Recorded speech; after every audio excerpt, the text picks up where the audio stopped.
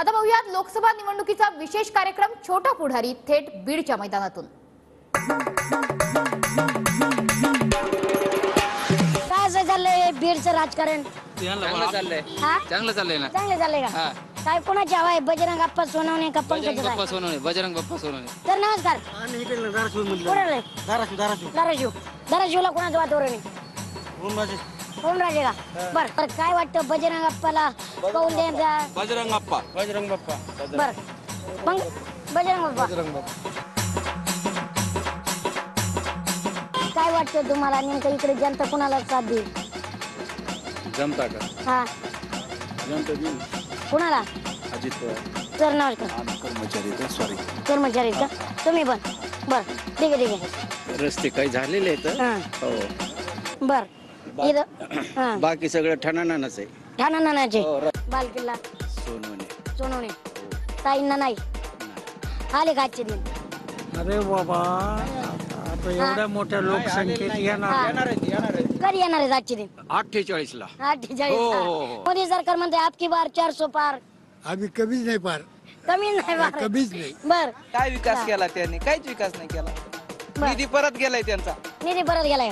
पालकमंत्री असताना गोरगरिबांना पीक विमा सरकार करून भांडून आणून दिला, पण ह्याच्यात पण आहे पण पक्षामध्ये ताईला असं काही वर्चस्व नाही। पवार साहेबाच्या काळात बरेचसे काही योजना बीड जिल्ह्यासाठी आल्या, तसे भाजपच्या काळात कुठलीही योजना आली नाही। पण बीड जिल्ह्यासाठी सगळीकडे पणच आहे। पण पणच आहे ना, ह्याच्यात पण आहे। खरं बोललं पाहिजे, खोटं बोलून काय उपयोगाचं? पंकजाताईच्या बीड जिल्ह्याच्या पालकमंत्री होत्या त्यावेळेस विकास झाला। ताईचा विकास आहे म्हणून आम्ही पंकजाताईच्या पाठीमागे उभे राहू। सर धनंजय मुंडे सर आणि पंकजाताई एकत्र आल्यामुळं काय वाटतं पंकजाताईंची ताकद वाढली का? पंकजताई ताकद वाढवणार, दोन्ही सारखेच राहतील। पंकजताई ताकद बरी आहे सध्या, पण आम्ही पंकजताईलाच मतदान करणार। मोदी सरकारने एकच गोष्ट दिलेली आहे फक्त 2014 पासून, ती म्हणजे आश्वासनं। त्याच्या व्यतिरिक्त काहीच दिलेलं नाही, खोटी आश्वासनं। जोपर्यंत मोदी सरकार आहे तोपर्यंत आमच्या मराठवाड्याचा तरी कमीत कमी कोयता सुटू शकत नाही। आता आमचे मुंडे साहेब गेले तरी कोयता आमचा सुटलेला नाही, त्यानंतर विनायक मेटे गेले तरी कोयता जसा तसाच आहे गोरगरिबाच्या हातात। आणि इथून पुढे बी आता अशा ताया गाया किती माया आल्या तरी बी आमचा कोयता सुटणार नाही। सरकार म्हणते आपकी बार 400 पार। आता मग आता त्याचे 400 पार त्याला माहिती असेल, त्यांनी जर काही मशीन मध्येच काही घोटाळा करून ठेवलेला असला तर मग आता आम्ही काय सांगणार आहेत? आजी काय झालं हाताला? हात मोडलाय। बर तुम्हाला माहिती का उमेदवार कोण कोण उभा आहे तिथं? नाही पंकजाताई पंकजाताई भरपूर कामं झालेले आहेत। बर काय काय कामं झालेली? भरपूर रस्ते ते समजा कामं झालेले आहेत। म्हणजे पंकजाताई लीड घेणार, पंकजाताई लीड घेणार ना। बाकीच्यांचं बाकीच्यांचं काय खरं नाही, काय करणार? काय नाही। मोदी मोदी जय श्रीराम। बर आपलं काय चाललंय? आपलं मजात आहे पंकजाताईच। पंकजाताई बर मग मला हे सांगा, प्रीतमताईंना डावलून पंकजाताईंना का उमेदवार दिले? नाही प्रीतमताई सुद्धा कामाच्या आहेत, पण आता हे वरी राजकारण असं झाल्यामुळं समजा पंकजाताईला विकास झालाय का? हा विकास झालाय ना, बर भरपूर विकास आहे। बर पाहुणे तो इथले कुठले आहेत पाहुणे? पुण्याचे। मग जाऊन द्या, पाहुणे म्हणल्यावर काही उपयोगीच नाही, मतदार पाहिजे आपल्याला। दादा नमस्कार। नमस्कार। कुठलं गाव? बीड। सध्या कुणाचं वातावरण आहे आता सांगू शकत नाहीत। काय वाटतं? निधी गेला सगळा, कुठं वापस गेलाय म्हणतात लोक, शिकले लोक म्हणतात इथं आलेला निधी सगळा वापस गेलाय।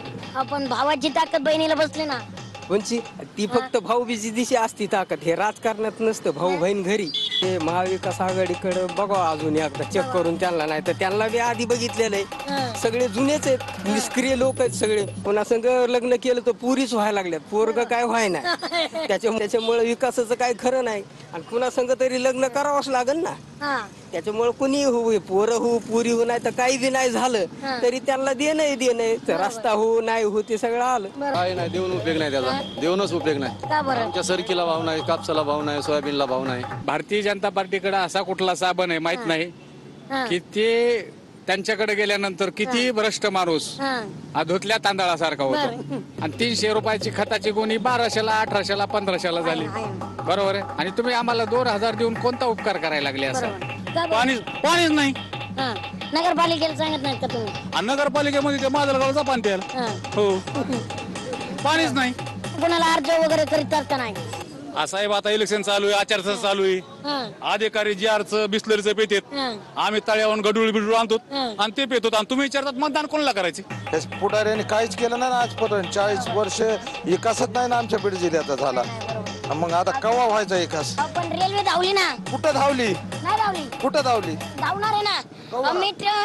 आता आमची आई म्हातारी झाली तरी रेल्वे नहीं धावली. प्रीतम तई 2 बार चुन के आई.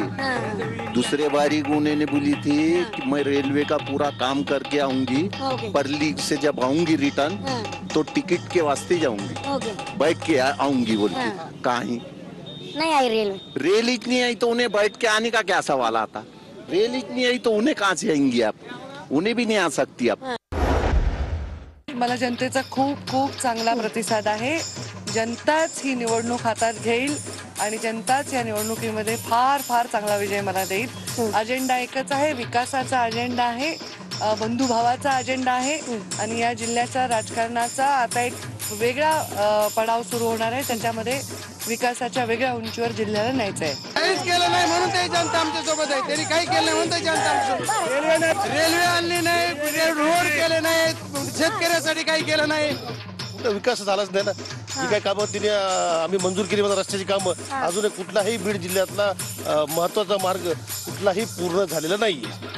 जनता जरी काही नाराजी असेल तर ती नाराजी आम्ही दूर करू. नाराज त्याच्यावरच असतं ज्याच्याकडनं अपेक्षा पूर्ण होऊ शकतात. समोरच्यांवर नाराजही व्हायची जनतेची तयारी नाही. जनता आमच्यावर खुश पण आहे, आमच्यावर नाराज होईल तर त्यांना खुश करायची ताकद मोदीजींमध्ये आहे. साहेब तुमचा विकासाचा काय अजेंडा आहे? विकासाचा अजेंडा आहे की बीड जिल्ह्याचा मागास पल्ल्यांचा लागलेला जो धब्बा आहे तो मी काढणार आणि माझ्या बीड जिल्ह्यातल्या सर्व जनतेचं दरडोई उत्पन्न वाढवणार. रेल्वे जी आपली थांबली तशीच ती रेल्वे मी येणाऱ्या माझ्या काळामध्ये कारकिर्दीत कंप्लीट करणार. जिल्ह्याच्या विकासासाठी ही निवडणूक मी लढवतोय. बीड जिल्ह्याच्या रेल्वेचा जिव्हाळ्याचा जो प्रश्न आहे, रेल्वेचा प्रश्न आहे, नगर बीड परळी रेल्वे मार्ग हे तत्कालीन खासदार प्रीतमताई असतील यांनी कधी सोडण्याचा प्रयत्न केला नाही. विरोधक तर स्वतःच्या जिल्हा परिषद गटाच्या बाहेर सुद्धा येत नाही 5 वर्ष आणि सडनली 5 वर्षानंतर त्यांना लक्षात येतं की आपल्या जिल्हा परिषद गटाच्या बाहेर सुद्धा जग आहे.